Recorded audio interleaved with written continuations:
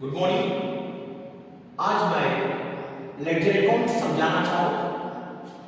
ये तो पर्सन का लेजर अकाउंट किसी एक आदमी के लिए जो कितना पैसे देने का और उसको कितना देने का उसके बारे में ये अकाउंट बनाना चाहिए। तो यहाँ पर जब सबसे पहला जब अकाउंट बनाना चाहे 8 कॉलम रहना चाहिए।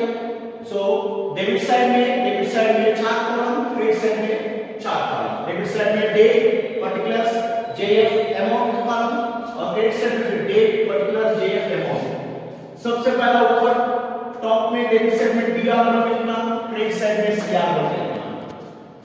और रही बात अपन किसका अकाउंट कर रहे हैं, वो पर्सन का नाम बीच में लिखना चाहिए। यहां पर प्रवीण से अकाउंट बोल दिया, इसलिए प्रवीण अकाउंट बोल के लिख दिया। अभी अपन एंट्रीज लिखना चाहिए। पहला सबसे पहला कौन सा ईयर है, 2018 है। 2018 यहां पर 2018 का भी लिख दिया। अब सबसे पहला ट्रांजैक्शन जो है बैलेंस ड्यू फ्रॉम। यहां के मतलब क्या है, ड्यू फ्रॉम बोले तो अपने को मिलने का पैसे, प्रवीण से आने का पैसे। जब कुछ भी आने का रहता है तो वो डेबिट साइड में लिख देते अपन। सो यहां पर अपन मार्च 1 के दिन टू बैलेंस ब्रॉट डाउन बोल के 3500 लिख दिया। अब इसके बाद में फिर लेना देना होगा, बेचना खरीदना। अभी जो बात है 7 तारीख को सोल्ड गुड्स टू प्रवीण, 7 तारीख अपन प्रवीण को बेच रहे गुड्स। जब गुड्स बेच रहे किसको फायदा हो रहा है, प्रवीण से account debit to sales account लिख दिया। ये एंट्री है, इसको अगर यहां पर पोस्टिंग करना है प्रवीण के अकाउंट, किसका अकाउंट कर रहे हैं उनके बारे में भूल जाइए। बचे सो क्या है, टू सेल्स है। टू हमेशा क्रेडिट साइड में आता, बाय हमेशा डेबिट साइड में। तो नीचे जो आइटम है टू बोल के सेल्स है, ये टू सेल्स आपको डेबिट साइड में टू सेल्स बोल के 1500 लिख दिया। प्रवीण का अकाउंट है, प्रवीण का नाम रहना जरूरी है।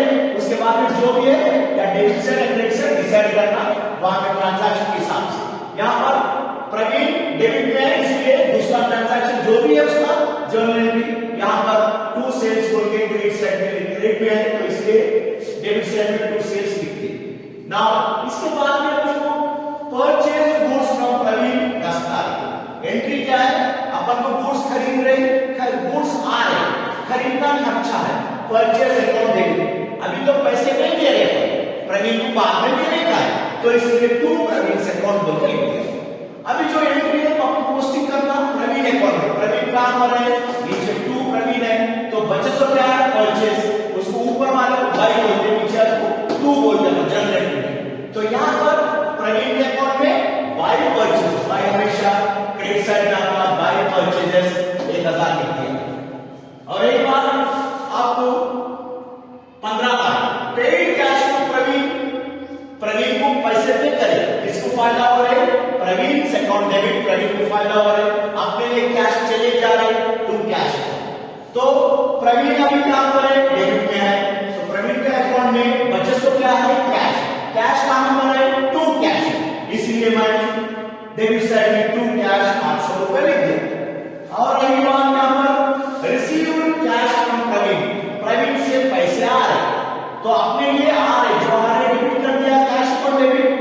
तो दे रहे कौन, प्रवीण दे रहे, इसके लिए उसको प्रवीण से अकाउंट क्रेडिट कर दिया। अभी ऊपर वाले को बाई बोल के रहते टू प्रवीण, अपन फिलहाल प्रवीण अकाउंट कर रहे, प्रवीण के बारे में आप अंडरलाइन करें, इसको भूल जाइए प्रवीण। अभी बचे क्या है, बाई कैश, तो बाई कैश लिख दिया, 500 रुपए लिख दिया। और रही बात आपको नेक्स्ट एंट्री क्या है, रिटर्न गुड्स टू प्रवीण।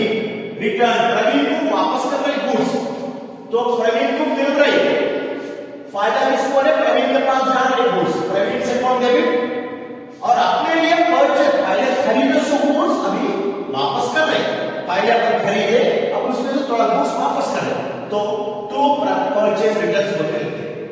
अभी यहां पर अपन प्रवीण अकाउंट कर रहे, प्रवीण अकाउंट बचे क्या है, यहां पर टू परचेज रिटर्न्स, इसलिए टू परचेज 200 रुपए लिख दिया। तो है बात अभी आपको इसके बाद में last entry Praveen settled account में 10% डिस्काउंट। यहां पर डेट नहीं दिया तो 25 तारीख के समझिए, उसी दिन को सेटल करें, वरना हम महीने का आखिरी तारीख भी समझ सकते हैं अगर दिए तो। अगर फिलहाल यहां पर 25 तारीख के लिए क्योंकि उसी दिन सेटल हो गया। तो अब अपने को पहले मालूम होना, पहले तो 3500 देने का अपने को, फिर 1500 का गुड्स अपन बेचे